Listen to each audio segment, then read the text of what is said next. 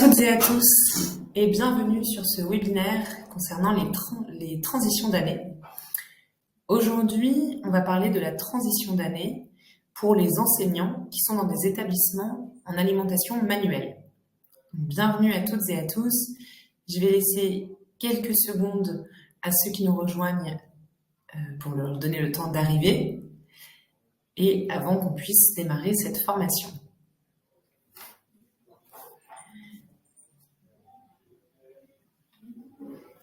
Alors, en attendant les derniers, je vais déjà commencer par vous expliquer comment fonctionne l'outil Livestorm sur lequel vous êtes aujourd'hui.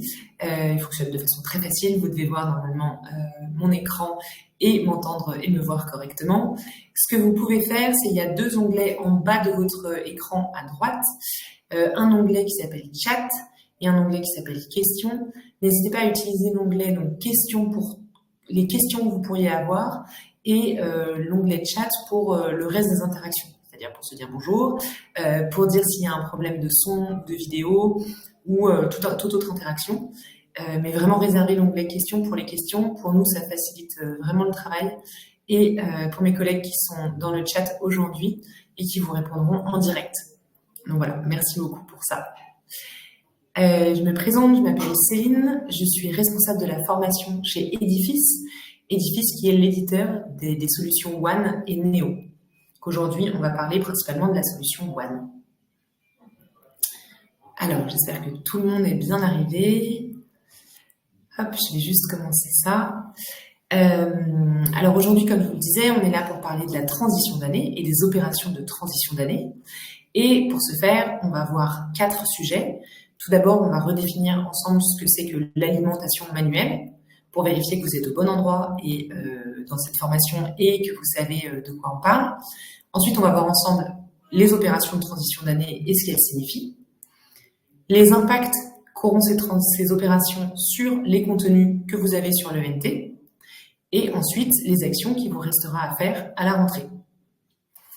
Je vous propose pendant ce temps, évidemment, à la moindre question, de la poser dans l'onglet questions de Livestorm. Et comme ça, mes collègues peuvent y répondre en direct. Moi, je ferai des petites pauses de temps en temps pour être sûr que tout le monde puisse rattraper. Alors, c'est parti, on va se lancer. Déjà, je voudrais vous montrer où est-ce que vous pouvez aller vérifier que vous êtes bien en alimentation manuelle. Ça vous permettra de savoir si cette formation est pour vous ou non dès le début. Je vais vous montrer, on va aller sur la plateforme. Donc moi, je suis sur une plateforme de formation. Je m'appelle donc Stéphane Loison, je suis enseignant en CE2. Et je vais vous montrer comment je peux vérifier que l'alimentation de mon établissement est manuelle. Je vais aller dans mes applications ici et je vais aller chercher cette application, paramétrage de la classe. Quand je clique dessus, vous voyez, je vais bien retrouver, c'est la classe dans laquelle je suis, donc les CE2. Et juste en dessous, vous voyez source d'alimentation des comptes manuel. Si vous avez manuel et que vous êtes un enseignant, vous êtes au bon endroit. Si vous avez en revanche à la place de manuel automatique ou AAF, à ce moment-là, vous êtes en alimentation automatique et je vous propose pour ça d'aller écouter nos autres formations sur les transitions d'année, mais adaptées à votre alimentation ou à votre profil. Mes collègues vont pouvoir mettre l'adresse URL sur laquelle vous retrouvez le programme de toutes nos formations sur les transitions d'année pour que vous y allez choisir la vôtre.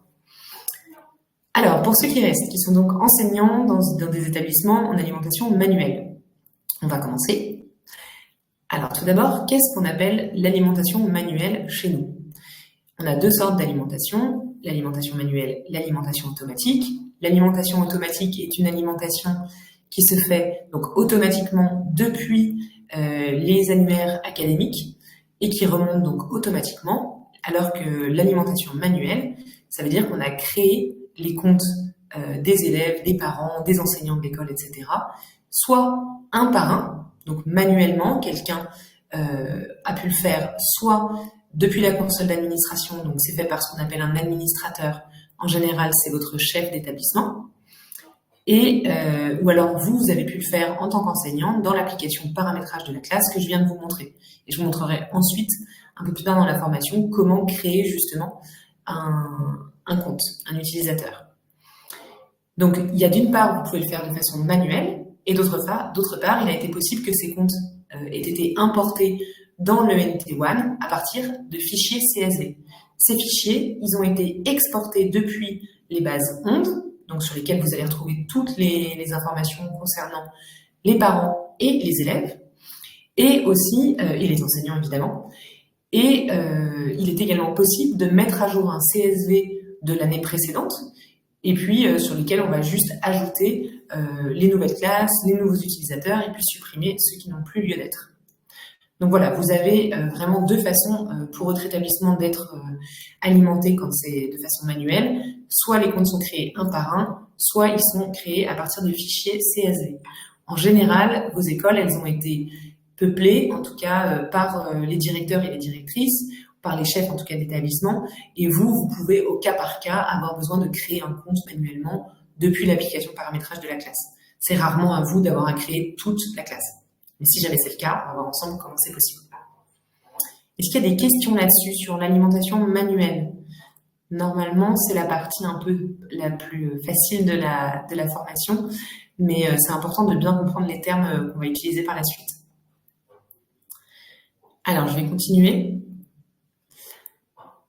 Qu'est-ce qui va se passer pendant les opérations de transition d'année? Déjà, qu'est-ce que ça veut dire les opérations de transition d'année?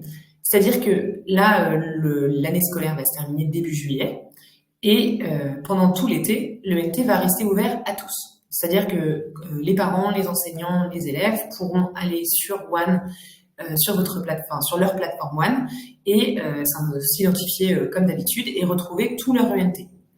Si vous ne souhaitez pas que ce soit le cas, vous pouvez demander au directeur ou aux directrices de vos écoles de bloquer les profils enseignants ou élèves, par exemple. Mais sinon, le NT reste ouvert à tout le monde.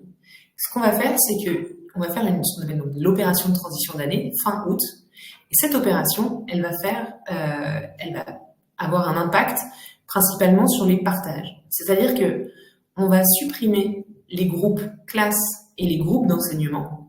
Donc, c'est-à-dire, par exemple, les élèves de la classe de CE2, les enseignants de la classe de CM1, et on va supprimer donc ces groupes.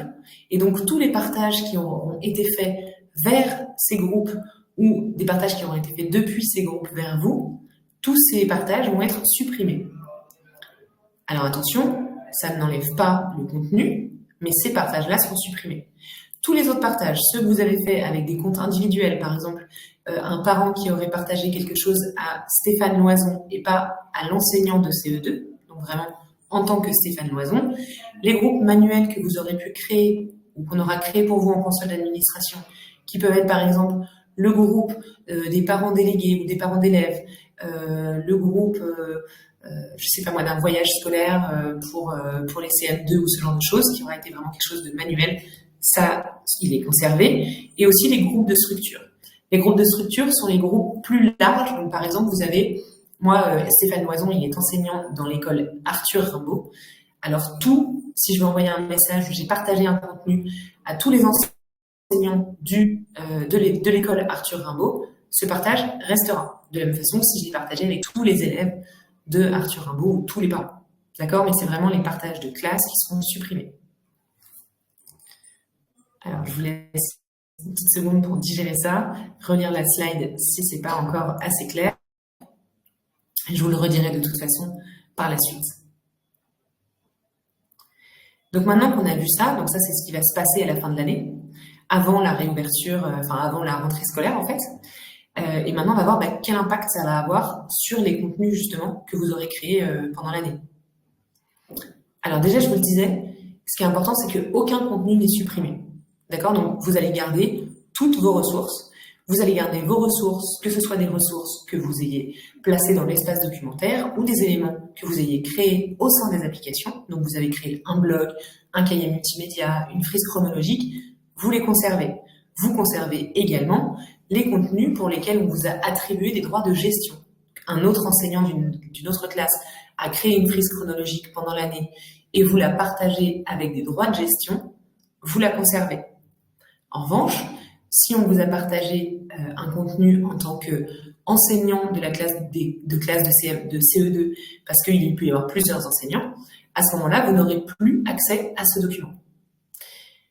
Ensuite, il faut avoir en tête que tous les utilisateurs, ceux qui quittent l'école, donc ceux qui vont passer au collège ou qui changent d'établissement, ils vont pouvoir récupérer l'intégralité de leur compte, donc de leur contenu, parce en fait, ils vont passer en statut pré-suppression.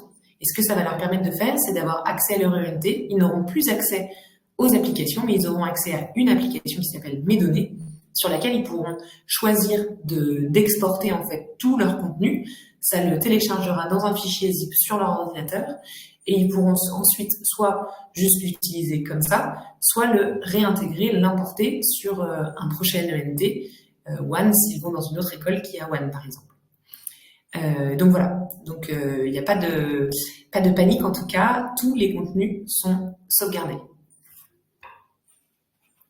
Est-ce que vous avez des questions à ce sujet-là, sur les contenus? On va aller un tout petit peu plus loin, juste après, pour voir concrètement ce qu'on est en train de dire par là. Donc, justement, je vous le disais, concrètement, qu'est-ce que ça change en fait pour vous à partir de fin août? Ça va changer que si vous avez partagé des ressources, ce qu'on appelle ressources, ça va être un blog, un wiki, un cahier multimédia, etc., avec un groupe classe, donc c'est les groupes qui ont été créés automatiquement à partir des informations qui ont été renseignées dans l'ENT, les parents de la classe bleue, les enseignants du CE2, etc.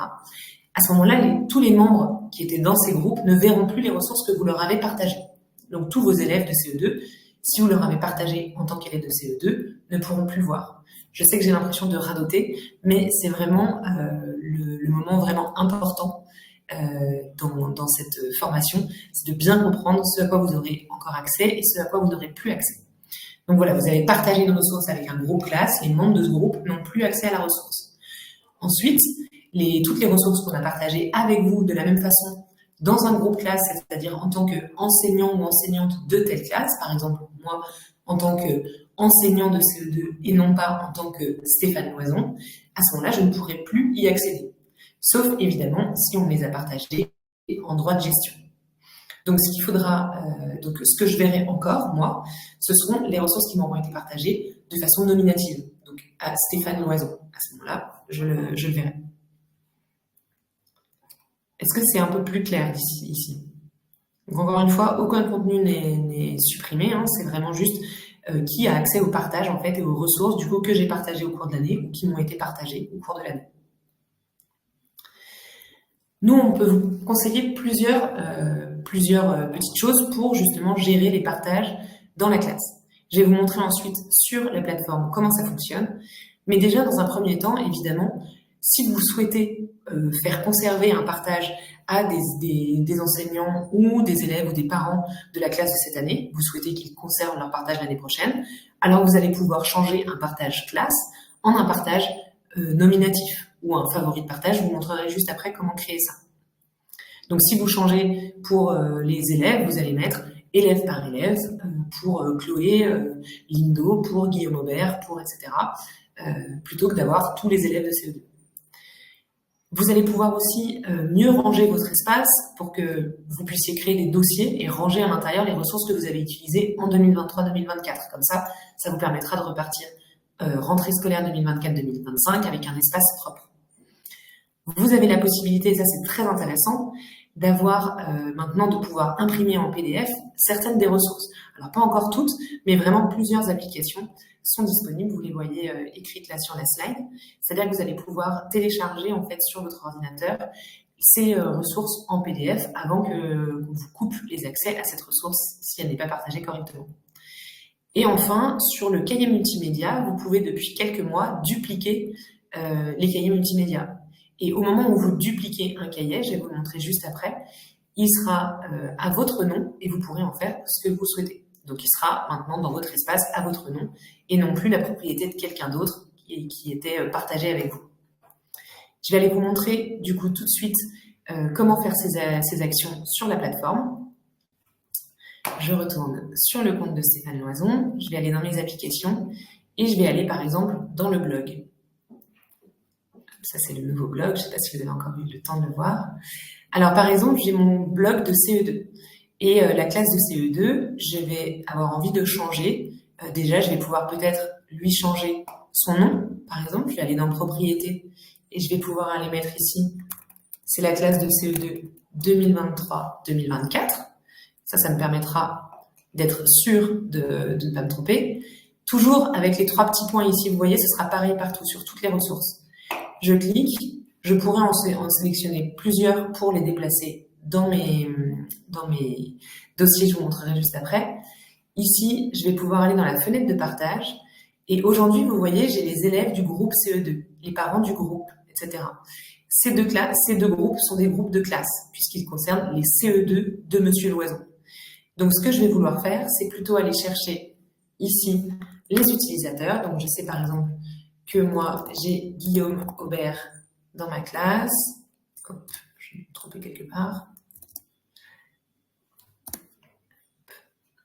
Ici, je vais avoir également Guillaume Carpentier. J'ai Lucie Carpentier également dans ma classe, etc., etc. Si je les choisis, donc je vais pouvoir enlever les élèves ici, les parents également. Je vais pouvoir laisser les administrateurs locaux et les personnels parce que vous voyez, c'est un groupe de structure. C'est vraiment pour toute l'école. Et là, je vais pouvoir ajouter mes élèves, ajouter des parents si je le souhaite, et je vais pouvoir ensuite enregistrer ce partage comme un favori de partage en me disant que c'est, imaginez qu'il y a plus d'enfants et plus de parents, classe de CE2 2023-2024. Je vais pouvoir enregistrer le favori. Maintenant, c'est bon. Je vais pouvoir partager. J'ai transformé mon partage.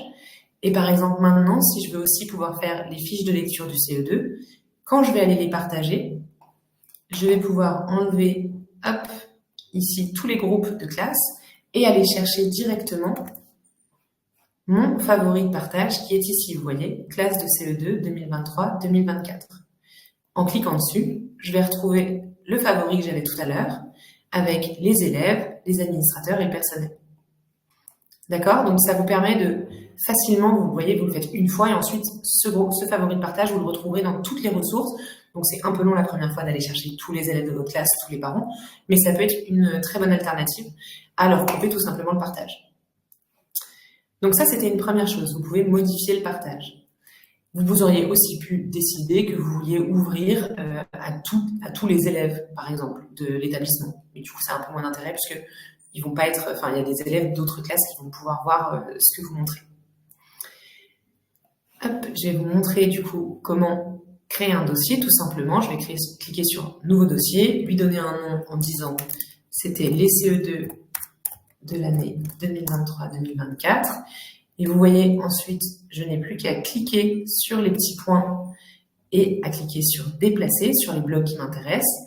Je vais aller chercher mon dossier, ici, et déplacer. Vous voyez, mes blogs ont disparu d'ici et ils sont bien dans mon dossier CE2 2023-2024. Ça va me permettre de ranger un peu parce que là, vous voyez, j'ai beaucoup de blogs. Si je continue toutes les années comme ça, au bout d'un moment, ça devient difficile de s'y retrouver. Je vérifie, oui, je voulais vous montrer l'impression et comment dupliquer. Alors, toujours la même chose, ici, vous avez votre blog. Vous pouvez, en cliquant ici, cliquer sur Imprimer et ça vous téléchargera une version PDF de votre blog. Donc, avec les billets les uns après les autres que vous pourrez réutiliser autrement ou en tout cas conserver. Et enfin, je vais un peu vite, je suis désolée, j'espère que c'est clair. Je voudrais vous montrer sur le cahier multimédia, justement, donc vous voyez, c'est cette application-là, le cahier multimédia. Vous allez pouvoir, hop, si je clique toujours, vous voyez sur mes 3 petits points, je vais pouvoir le dupliquer. Donc là, vous voyez bien, alors je vais plutôt prendre un cahier que quelqu'un d'autre a créé, comme ça sera plus logique. Par exemple, je vais prendre les comptines de Noël, c'est Alban Carloc, qui est le directeur de l'école dans laquelle je suis, qui l'a créé. Je vais, plutôt que de manquer de le perdre, parce qu'il me l'aura peut-être partagé en tant que enseignant de CE2, et donc je risque de le perdre, je vais le dupliquer. Vous voyez, il arrive ici, toujours en haut à gauche. Maintenant, c'est bien moi qui suis propriétaire. Et comme vous le voyez ici, je n'ai plus le petit picto qu'on voit là, avec les 2 personnages, qui signifie que c'est un contenu partagé. Donc là, pour l'instant, ce contenu n'est pas partagé.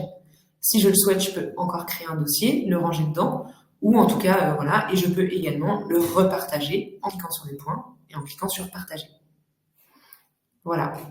Alors, plusieurs conseils de notre part. Est-ce que c'est clair pour tout le monde? Ça va peut-être un peu vite. Je vais vous laisser quelques secondes pour poser vos questions, évidemment, dans l'onglet questions et laisser à mes collègues le temps de répondre. Mais n'hésitez surtout pas, c'est vraiment le moment ou jamais pour bien comprendre.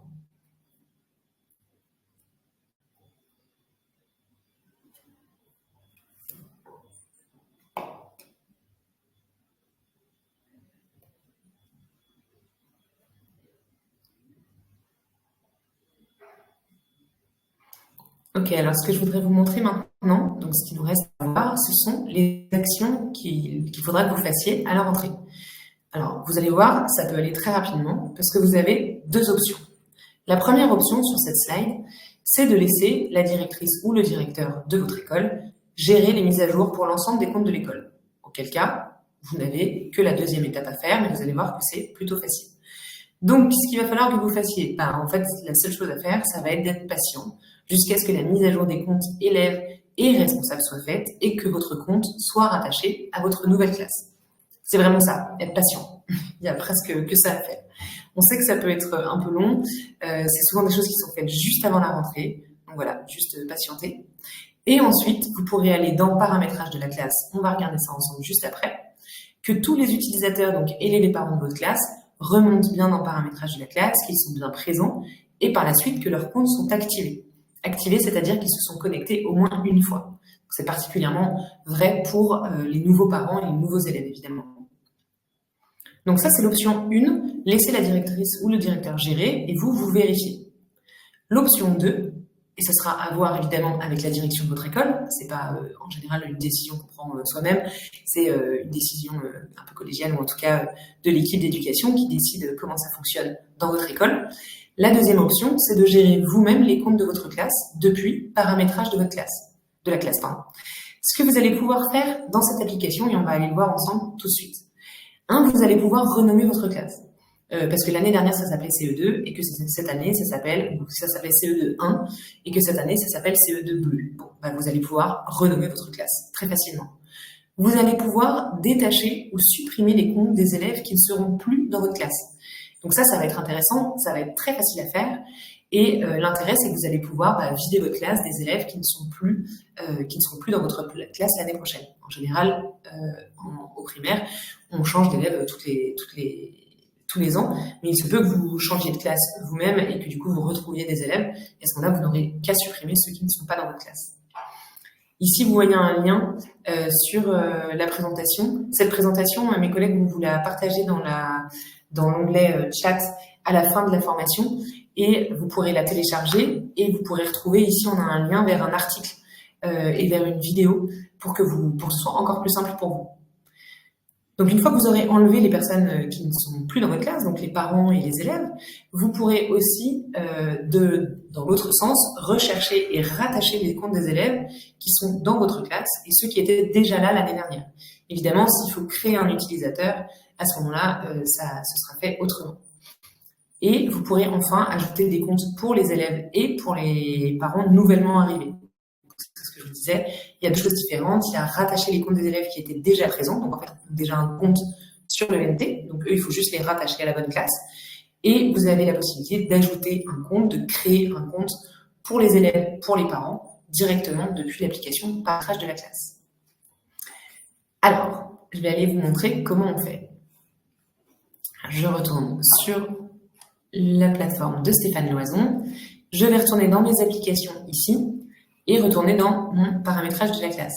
Moi, j'ai choisi de la mettre, vous voyez, dans les premières applications parce que c'est une application que j'utilise beaucoup. C'est aussi quelque chose que vous pouvez faire pour la rentrée, comme ça, c'est plus simple. Donc, je clique sur paramétrage de la classe. Qu'est-ce que je retrouve sur cette page? Je vais retrouver la classe à laquelle je suis rattachée ou les classes auxquelles je suis rattachée. Ici, je n'en ai qu'une, mais je pourrais en avoir plusieurs. Je vais, avec le crayon ici, pouvoir renommer la classe. Donc, par exemple, moi, ça s'appelle les CE2 bleu. Bleu, on va laisser comme ça. Et vous voyez, ma classe se renomme. Déjà, cette partie, très facile. Vous pouvez juste renommer votre classe. Ensuite, vous allez pouvoir faire des actions. Donc déjà dans paramétrage de la classe, quelles sont les options? Vous avez votre source d'alimentation ici, on en a parlé au début de la formation. Vous pouvez ajouter des utilisateurs et créer des fiches de connexion, on va y revenir juste après. Et vous avez surtout accès à tous les profils des élèves, parents, enseignants et personnels qui sont rattachés à votre classe. Comment ça fonctionne? J'ai une liste ici, donc de tous les enfants de ma classe. Ce que je vais retrouver à chaque fois, ça va être le prénom et le nom de l'enfant. Je vais pouvoir retrouver la photo si on en a montré une, sa date de naissance, son identifiant sur l'espace WAN, si oui ou non il a activé son compte et la date de la dernière connexion de l'enfant, de l'élève. Alors, activé ou non, vous allez voir, c'est très facile à reconnaître. Ici, vous le voyez en vert ou quand je suis dessus en orange. Et quand ce n'est pas le cas, vous avez ici un code qui signifie que cet élève ne s'est jamais connecté à l'ENT. Donc, il aurait un code. Ça, c'est le code vous savez, vous l'avez aussi, vous, à votre première connexion. C'est le code de connexion qui vous sert donc à vous connecter pour la première fois et qu'ensuite vous modifiez par un mot de passe. Alors, je vais pouvoir faire différentes actions sur ces profils. En cliquant dessus, vous voyez, j'ai toujours une barre en bas qui va s'ouvrir. Je vais pouvoir supprimer son compte. Attention, supprimer son compte, ça veut dire qu'il a quitté l'ENT. Il faut le faire quand on est bien sûr et certain que c'est un enfant qui n'est plus scolarisé dans votre école. Moi, si je sais qu'il est encore là mais qu'il n'est plus dans ma classe, je peux tout simplement le retirer de la classe. Hop. On me dit bien, attention, si vous confirmez, vous ne le verrez plus dans votre classe, tout à fait. Ce que je peux également faire, c'est bloquer ce compte. Vous voyez par exemple, Eros Everard, il est bloqué. Il est bloqué, il peut être bloqué pour différentes raisons. Il peut être bloqué parce que vous ne souhaitez plus qu'il ait accès à l'ENT, peut-être qu'il a fait trop de bêtises dessus, ou voilà. Vous pouvez le bloquer parce que il a été suspendu, enfin renvoyé temporairement ou renvoyé tout court, et donc vous avez bloqué son compte. Bloquer son compte, ça veut dire qu'il ne pourra plus accéder à l'ENT. En supprimant le compte de quelqu'un, il pourra accéder encore à l'application Mes données et récupérer ses ressources. C'est la grosse différence entre les deux. Ce que je vais pouvoir faire, donc je peux toujours le supprimer, le retirer, etc. Ce qui va être intéressant, c'est que ça arrive très souvent, surtout à la rentrée scolaire, après les longues vacances d'été, qu'un élève ou qu'un parent ne se souvienne plus de son mot de passe. Ce que vous allez pouvoir faire, c'est que là, par exemple, j'ai pris pour Baptiste, je vais pouvoir choisir, soit je réinitialise le mot de passe. Avec les élèves, c'est jamais une bonne idée parce que ça nécessite d'avoir une adresse mail. Et en général, au primaire, ils sont pas très nombreux à en avoir une. Et surtout une adresse mail qui est la leur. Enfin, en tout cas, à laquelle ils ont accès. Ce que vous allez plutôt faire, c'est générer un code de renouvellement. Donc, s'il y a un élève qui vient me voir et qui vous dit « je peux plus accéder à WAN », vous allez déjà vérifier qu'il ait une bonne connexion, évidemment. Et ensuite, vous allez pouvoir, depuis l'application paramétrage de ma classe, générer un code de renouvellement. Ce que ça va faire, c'est ça. Ça va vous donner ça. Donc, ça va vous donner donc, pour Baptiste Auguste, son identifiant, c'est celui-ci, au cas où il l'aurait oublié. Et il a un code de renouvellement ou un code d'activation qui est celui-là. Vous allez pouvoir soit vous le copier-coller quelque part, soit partir directement sur une fiche de connexion et la créer pour pouvoir lui envoyer. Donc vous voyez ici qu'il ne peut plus accéder à son ENT tant qu'il n'aura pas mis ce code temporaire. Il pourra ensuite évidemment ajouter un nouveau mot de passe quand il aura mis ce code. Donc ça, c'est pour la partie un peu un par un de ce que vous pouvez faire sur les élèves, mais évidemment, ce sont les mêmes choses que vous allez pouvoir retrouver chez les parents, chez les enseignants de la classe, etc. Alors, il y a plusieurs choses qui nous intéressent encore.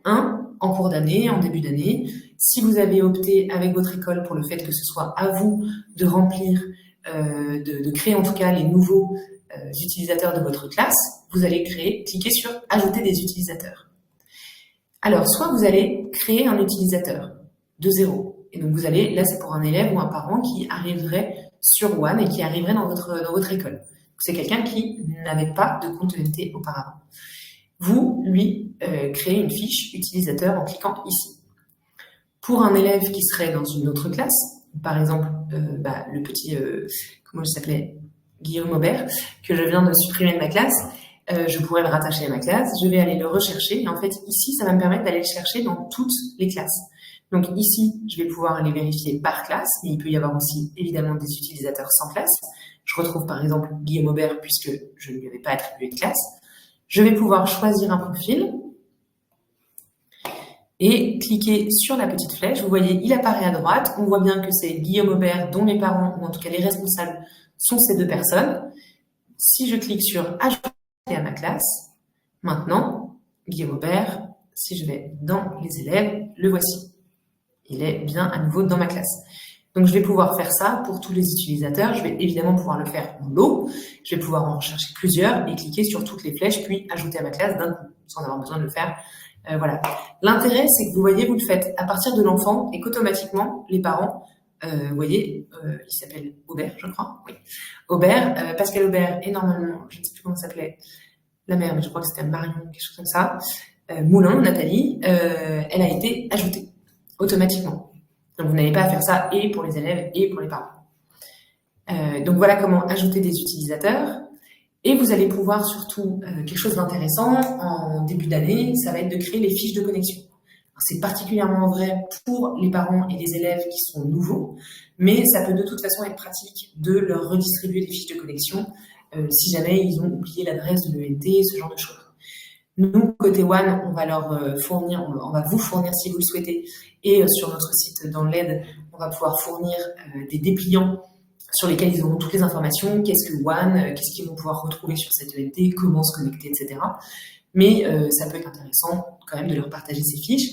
En tout cas, pour les nouveaux, c'est vraiment nécessaire. Vous allez cliquer là-dessus et on va vous proposer par profil. Donc, est-ce que vous voulez, déjà on va commencer par exemple par les élèves, je vais générer des fiches de connexion pour tous les élèves. C'est-à-dire, on va vous montrer, vous avez le choix entre des fiches de connexion détaillées, donc ça veut dire qu'on va vous le faire sous forme de PDF, où vous aurez à chaque fois le nom, le prénom, l'identifiant, le code d'activation, ou rien quand l'enfant est déjà actif, enfin, l'élève a déjà activé son compte, plusieurs rappels de l'URL, etc. Des fiches de connexion simplifiées, des fiches de connexion qui sont détaillées mais qui seront envoyées directement par email. Attention encore une fois à être sûr que tous vos profils ont un mail et c'est rarement le cas. Vous pouvez également les exporter en CSV, exporter les codes d'activation pour le faire à la place des élèves par exemple. Le mieux c'est d'aller chercher un fichier PDF. Alors mon fichier PDF il va comment on appelle ça, je vais y arriver, se télécharger, pardon, et je vais pouvoir, alors hop, je vais juste vérifier, voilà, pardon, hop, je reviens là,